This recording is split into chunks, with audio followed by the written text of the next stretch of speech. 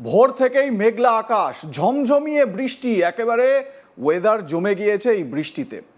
তো আলিপুর আবহাওয়া দপ্তর কি জানাচ্ছে, আগামী 24 ঘন্টায় পশ্চিমবঙ্গের সব জেলায় দমকা হাওয়া, কোথাও কোথাও 50 থেকে 60 কিলোমিটার বেগে ঝোড়ো হাওয়া। মুর্শিদাবাদ, বীরভূম, বর্ধমান, বাঁকুড়াতে সতর্কতা।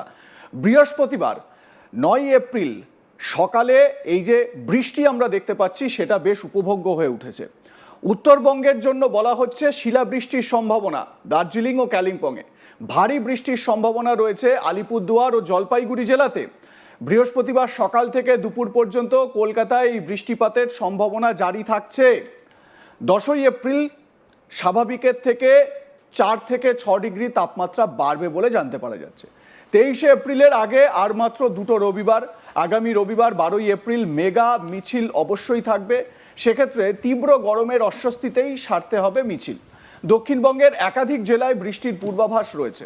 উত্তর ও দক্ষিণ 24 পরগনা, পূর্ব মেদিনীপুর, হাওড়া, কলকাতা ও নদিয়া জেলায় বহু স্থানে হালকা থেকে মাঝারি বৃষ্টি বা বজ্রবিদ্যুৎ সহ বৃষ্টিপাতের সম্ভাবনা। এই এলাকাগুলি ছাড়াও বাকি জায়গায় হালকা বৃষ্টি হতে পারে। হলুদ সতর্কতা জারি করেছে আইএমডির তরফে জানানো হয়েছে 1 বা 2টি জায়গায় বজ্রবিদ্যুৎ সহ ঝড় বৃষ্টির প্রবল সম্ভাবনা রয়েছে। এ সময় ঘন্টায় 30 থেকে 40 কিলোমিটার বেগে দমকা হাওয়া বইতে পারে। কলকাতায় সকাল থেকেই আকাশ মেঘলা থাকছে। বিকেল বা সন্ধ্যের দিকে মেঘের পরিমাণ বাড়তে পারে। আপনারা কয়েকদিন ধরেই দেখছেন যে সন্ধ্যাবেলাটা হলেই দমকা ঝোড়ো বাতাস বইছে, হঠাৎ করে ভারী ঝোড়ো হাওয়া বইতে শুরু করছে এবং তারপর ঝমঝমিয়ে বৃষ্টি শুরু হচ্ছে। তার সঙ্গে বজ্রপাত তো রয়েইছে। দিনের যে কোনো সময় হালকা বৃষ্টি বা বজ্রবিদ্যুৎ সহ বৃষ্টিপাতের সম্ভাবনা রয়েছে বলে জানাচ্ছে আলিপুর আবহাওয়া দপ্তর। তো আলিপুর আবহাওয়া দপ্তরের কি পূর্বাভাস, হাবিবুর রহমান বিশ্বাস অধিকর্তা আলিপুর আবহাওয়া দপ্তরের তরফ থেকে কি আপডেট দিচ্ছেন, শুনুন তার মুখেই।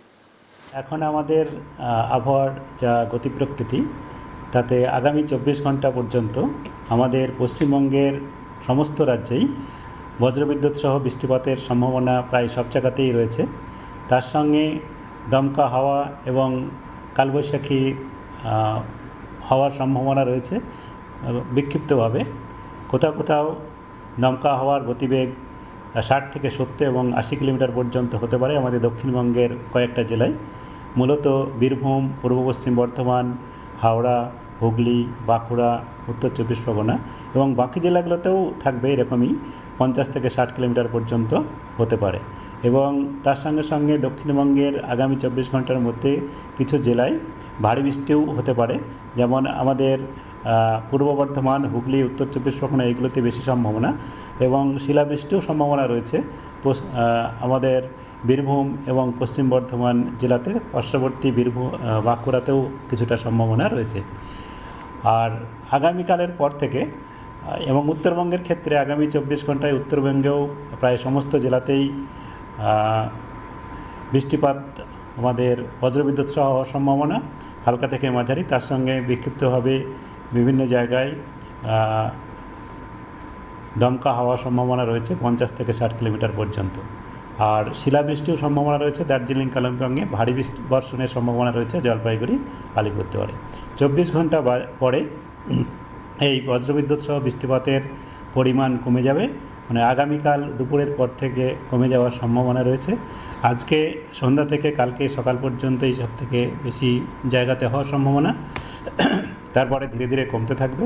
তবে কালকের পরে 10 তারিখ থেকে আরও কমে যাবে। মূলত দক্ষিণবঙ্গে 10 তারিখ থেকে বেশিরভাগ জায়গাতেই শুষ্ক আবহাওয়া থাকবে এবং 10 তারিখে কেবলমাত্র 1-2 জায়গায় হালকা বৃষ্টি হতে পারে, তবে বেশিরভাগ জায়গাতেই শুষ্ক আবহাওয়া থাকবে।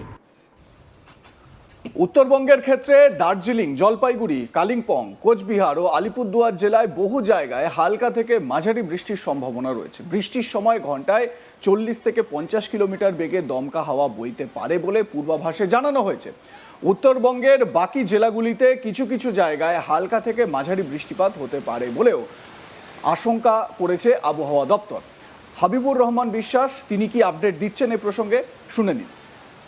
উত্তরবঙ্গের ক্ষেত্রে উত্তরবঙ্গের উপরের জেলাগুলোতে, মানে আমাদের সিকিমের সীমান্তবর্তী এলাকায় দার্জিলিং, জলপাইগুড়ি, কালিম্পং এইসব জেলাগুলোতে বিক্ষিপ্তভাবে 1-2 জায়গা করে বৃষ্টিপাত 10, 11, 12 এবং তারপরে কন্টিনিউ করবে। বাকি জেলাগুলোতেও মূলত শুষ্ক আবহাওয়া থাকবে।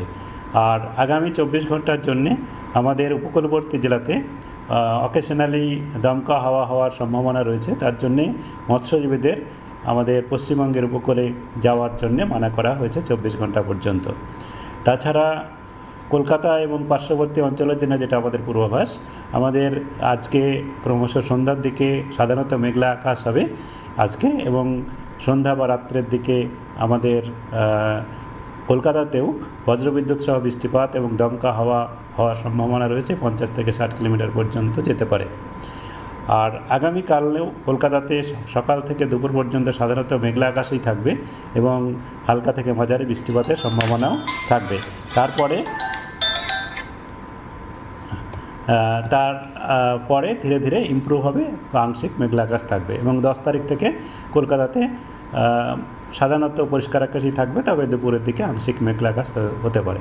তাপমাত্রার যেটা বলা হয়েছে, আগামী দুদিনে তাপমাত্রা তেমন তারতম্য হবে না, তবে আজকে এবং কালকে সর্বোচ্চ তাপমাত্রা স্বাভাবিকের থেকে কমই থাকবে এবং কালকের পর থেকে তাপমাত্রা ধীরে ধীরে বাড়বে এবং তার 4 থেকে 6 ডিগ্রি পর্যন্ত বিভিন্ন জেলাতে বাড়ার সম্ভাবনা রয়েছে।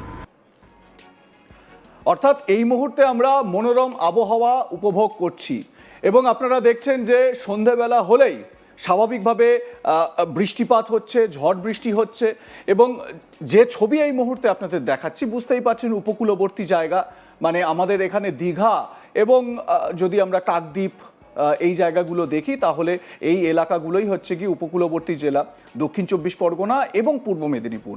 তো এই জেলাগুলোতেও এই বৃষ্টির সময় কিন্তু একটা সতর্কতা অবলম্বন করতে বলা হয় এবং দেখবেন পর্যটকদের যাতে সমুদ্রে তারা না নামেন সেই বিষয়ে প্রশাসনের তরফ থেকে এবং স্থানীয় নুলিয়ারা যারা রয়েছে তারা এই সতর্কতা প্রচার করে থাকেন, কারণ এই সময় সমুদ্র উত্তাল থাকে, যে কোনো মুহূর্তে বিপদ ঘটে যেতে পারে, বিপর্যয় ঘটে যেতে পারে।